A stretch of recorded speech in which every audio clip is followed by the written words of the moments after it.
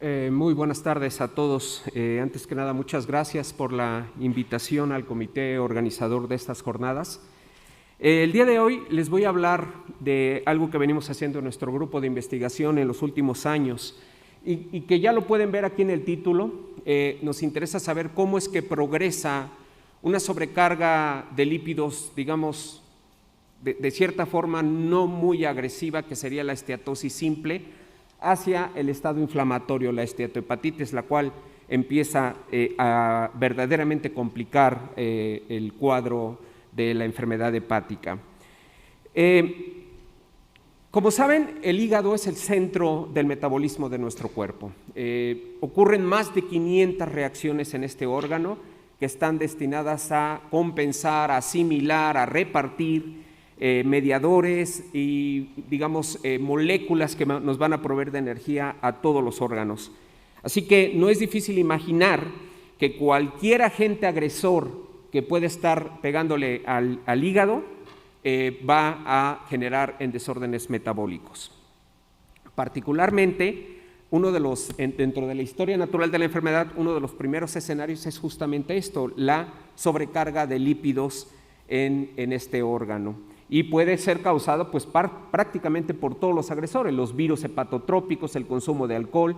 Por supuesto que las dietas altas en lípidos y carbohidratos nos llevan a la progresión de la enfermedad hepática hasta llegar a estados avanzados de cirrosis y de cáncer en el órgano, por supuesto.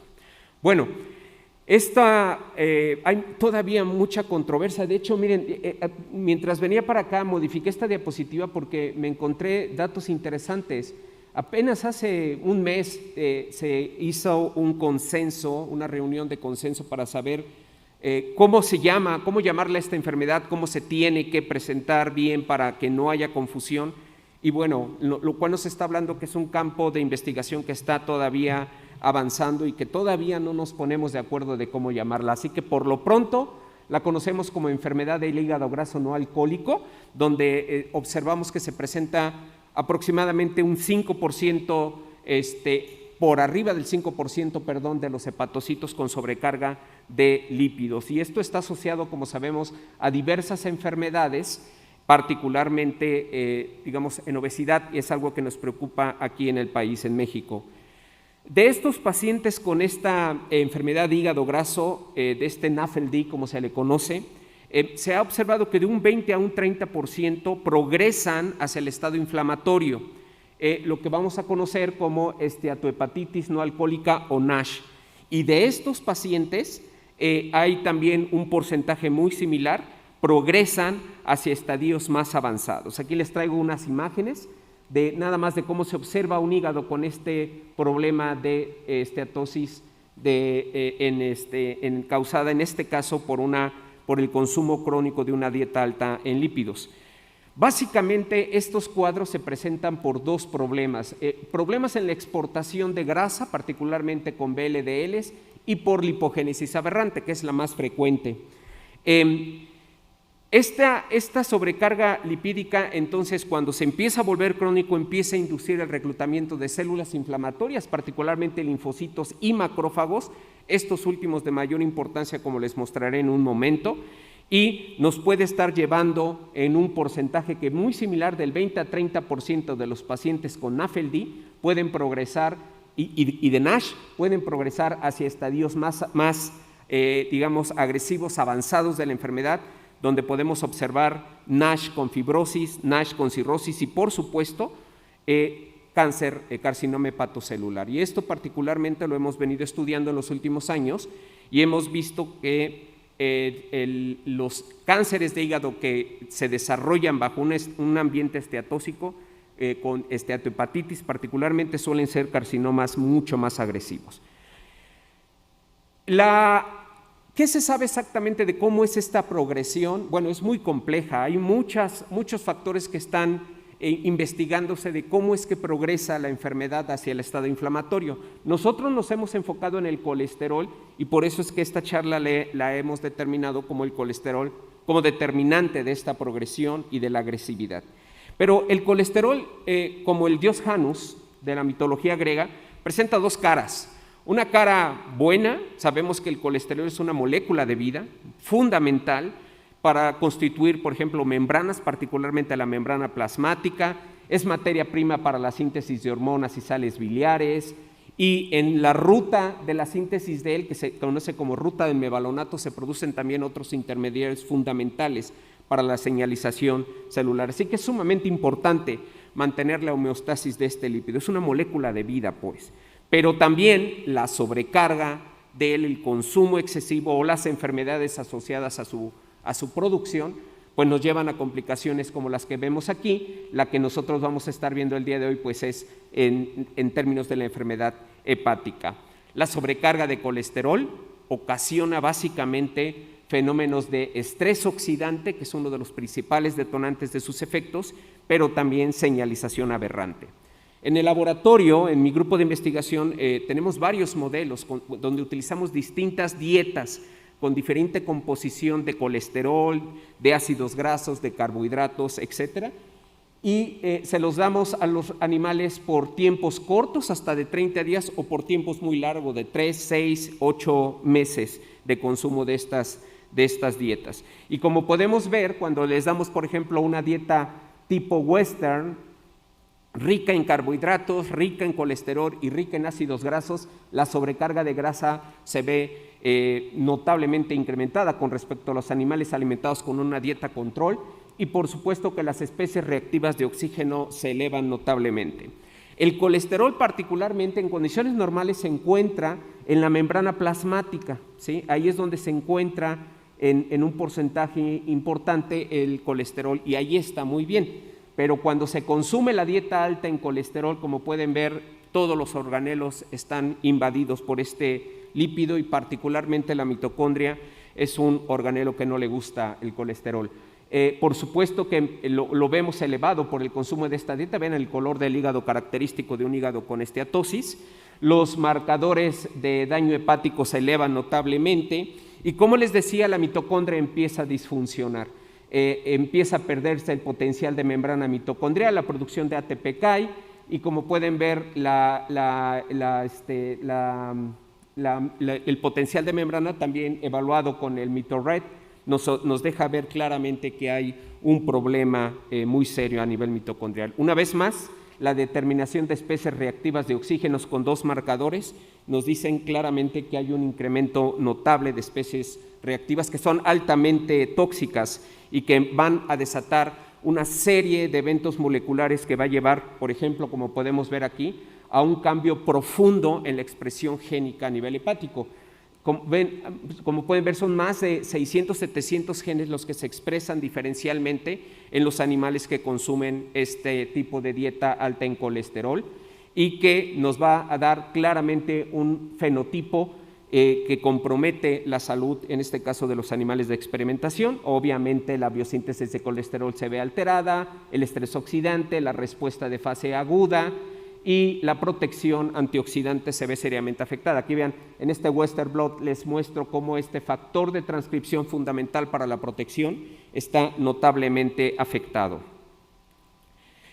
Cuando llevamos a estos animales a tiempos más grandes de tratamiento o de alimentación con estas dietas, empezamos a ver que empiezan a ganar peso, como pueden ver aquí en los ratoncitos versus el control, y es algo que va sucediendo en el tiempo, de 3, 5 y 8 meses van ganando un peso tremendo, y empezamos a ver, por supuesto, desórdenes justamente en los marcadores que nos están diciendo que el metabolismo de lípidos se está alterando, hay daño, una vez más, por supuesto, a nivel hepático, y empezamos a ver incluso marcadores de colestasis. El consumo de dietas elevadas en grasas es también un estímulo colestásico. Aquí les muestro unas imágenes de los animales para que, o sea, es increíble la sobrecarga que tienen de estos lípidos. Los triglicéridos, por supuesto, tanto a nivel sérico como a nivel del órgano están elevados, al igual que a nivel hepático. Una vez más, hicimos un análisis genómico, que es básicamente lo que nos interesa, porque lo que queremos es ubicar posibles marcadores y puntos de intervención terapéutica que puedan servirnos a nivel de clínica. Y pues, como pueden ver otra vez, es increíble la cantidad de genes que se sobreexpresan de manera diferencial. Los grupos se paran muy bien cuando utilizamos dos tipos de dietas, otra vez una dieta tipo western y una dieta alta en grasa. La diferencia central básicamente está en el contenido de colesterol. Y empezamos a ver que estos animalitos tienen claramente un enriquecimiento en los genes que están relacionados con desórdenes en términos de la homeostasis lipídica y de daño hepático. Cuando analizamos marcadores de inflamación a nivel sérico, pues vemos claramente que las dietas, se pueden dar cuenta, una es más agresiva que la otra, empiezan a elevar estos marcadores, citocinas y factores de crecimiento relacionados con inflamación, TNF-alfa, interleucina 6, particularmente la interleucina 6, les mostraré en un momento que es la determinante en ello. Y bueno, trata de haber una cierta compensación con unos mediadores antiinflamatorios, pero no lo consiguen. Cuando analizamos particularmente el perfil de expresión, el enriquecimiento de genes relacionados con la ruta de interleucina 6 y STAT3, pues encontramos incrementado los genes relacionados con la ruta en los animales que consumen esta dieta. Y aquí una inmunohistoquímica para que vean cómo realmente está muy sobreactivada esta ruta en estos animales de experimentación. Uno de los intereses que tenemos es justamente ver la progresión hacia estadios más avanzados de la enfermedad, y nos interesa particularmente el cáncer. ¿Cómo es que se puede dar cáncer de hígado en un ambiente con sobrecarga particularmente de colesterol? Así que agregamos otros grupos donde ahora les pusimos un estímulo con un agente carcinogénico para poder observar el desarrollo de tumores. Una vez más, los animales, vean, hay una generación tremenda de grasa visceral, tenemos hepatomegalia y por supuesto la presencia de tumores, incluso como pueden ver aquí, tumores hipervascularizados, los cuales de entrada ya nos está hablando de un tumor con alta agresividad. Aquí están las imágenes de estos grupos de animales. En algunas de ellas se puede ver claramente el infiltrado inflamatorio, y cuando nosotros comparamos cómo está la histología en nuestros animales de experimentación con los pacientes que presentan esteatohepatitis o un cáncer que deriva de una esteatohepatitis, vemos que la presentación en términos de la arquitectura histológica es muy parecida, gran infiltrado inflamatorio y por supuesto la presencia de grasa caracterizada por vesículas pues prácticamente de todos los tamaños. Sabemos que el colesterol particularmente nos da una esteatosis microvesicular, y eso es algo que también puede ser un buen marcador en la clínica. Otra vez, los cambios transcriptómicos nos revelaron una gran participación de esta ruta que les mencionaba de interleucina 6 y STAT3, con la sobreexpresión de varios de sus genes blancos que nos están llevando a la progresión de la enfermedad, y también, interesantemente ya en términos de cáncer, la abrogación de P53, lo cual no es muy buen hallazgo en este tipo de tumores. El análisis nos reveló, como pueden ver, en primerísimo lugar lo que les decía, la ruta de STAT3 y la interleucina 6, entre otras, y la represión de rutas supresoras de tumores. Este análisis también nos reveló, como ya era de esperarse, un enriquecimiento en genes relacionados con un pobre pronóstico de ellos y un fenotipo agresivo, y entre las cosas que nos llamó la atención fue la presencia de marcadores que nos estaban sugiriendo angiogénesis. Así que nos fuimos a analizarlo por este marcador CD34 y encontramos efectivamente muy incrementada los procesos angiogénicos, y una vez más esto no es muy buen hallazgo en este tipo de presentación del cáncer, porque entonces estaríamos hablando de que el tumor puede ser altamente metastásico. Aquí está en estos animales ya con este agente carcinogénico la ruta de STAT3 sobreexpresada, sobreactivada y muy elevada todos los marcadores de inflamación. Es decir, el colesterol está siendo un promotor inflamatorio y, como lo podemos ir viendo en estos datos, un promotor de tumores más agresivos. Aquí están algunos de la cuantificación de algunos de las proteínas de interés. El mismo cociente de la proteína activada la vemos elevada con las dietas esteatogénicas y algunos marcadores, por ejemplo, como MCL1, que es una proteína antiapoptótica altamente sobreexpresada igualmente. Los ratones, estos son los niveles de estos mediadores inflamatorios en sangre, como pueden ver estar seriamente elevados, y aquí les quería mostrar estas imágenes porque son particularmente interesantes lo que encontramos en los animales de experimentación y lo que se presenta en clínica, porque vimos un infiltrado predominantemente de macrófagos, más que de linfocitos. Y esto es muy interesante por las últimas terapias que han salido con respecto al tratamiento de cáncer de hígado.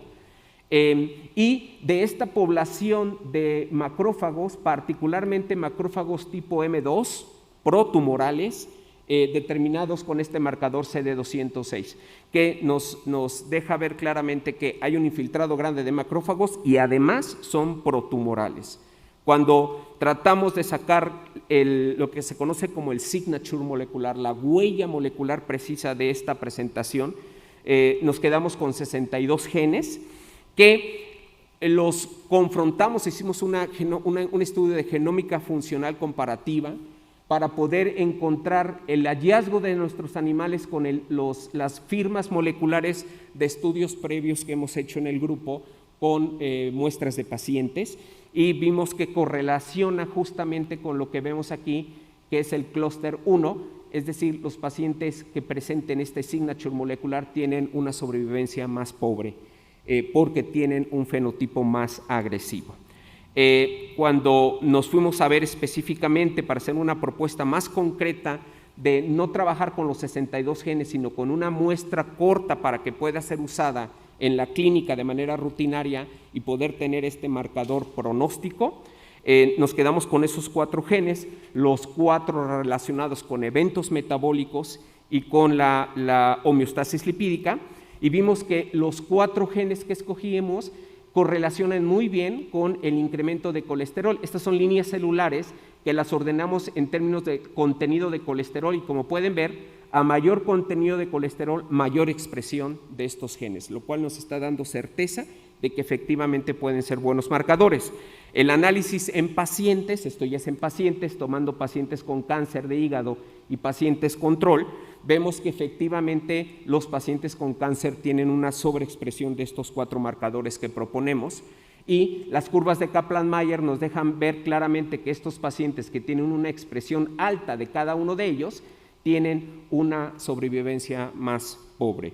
Haciendo un pool de ellos, nos encontramos que los 4, cuando los observamos los 4 en conjunto, efectivamente tienen cuando se presentan estos genes en una proporción alta, tienen un menor pronóstico.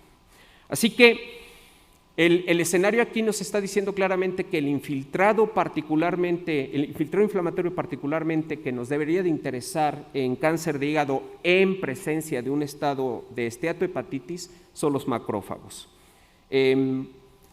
Justamente ayer, la COFEPRIS ha autorizado el uso del atezolizumab y el bevacizumab, que el atezo es un inhibidor de la PD1, lo cual va a estar tratando de quitarle esa característica que tiene el cáncer de cierta forma decirle al sistema inmunológico, pues no me comas, ¿no? Y el beva es un factor, el factor de crecimiento del endotelio vascular, es decir, va a tratar de estar frenando la angiogénesis. ¿No? Aquí se los pongo muy brevemente. Los blancos de esta terapia va dirigida sobre esto en las células inmunológicas, y en el endotelio dirigido contra el factor de crecimiento del endotelio vascular. Así que a ese nivel actúan estos anticuerpos monoclonales.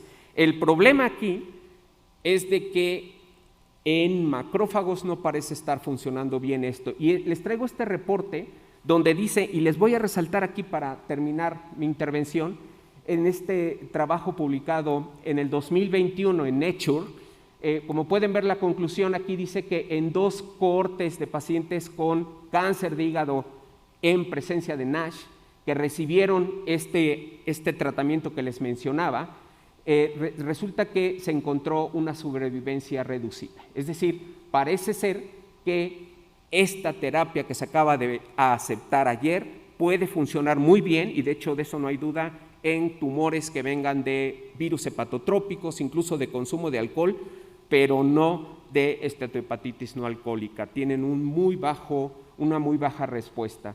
Así que requerimos seguir haciendo investigación, porque si bien esto es una excelente y creo que es una muy buena noticia para el país, que ya se haya aprobado esta terapia en México, pero tenemos todavía limitaciones en lo que yo considero es el principal agente etiológico del cáncer de hígado en México, que es la sobrecarga de lípidos y particularmente de colesterol. Pues aquí un poco el resumen de lo que les dije el día de hoy. Es el tipo de lípido más que la cantidad lo que marca esta susceptibilidad al daño, que la esteatohepatitis promueve la carcinogénesis y la promoción tumoral, y que que estos tumores tienen una alta agresividad y un pronóstico pobre. Nada más rápidamente agradecer a mis colaboradores en varios lugares, particularmente al doctor Arturo Simoni Nieves, que fue mi alumno y ahora está de postdoc en el Instituto Weizmann en Israel, y el trabajo que siempre hacen nuestros estudiantes. Muchísimas gracias.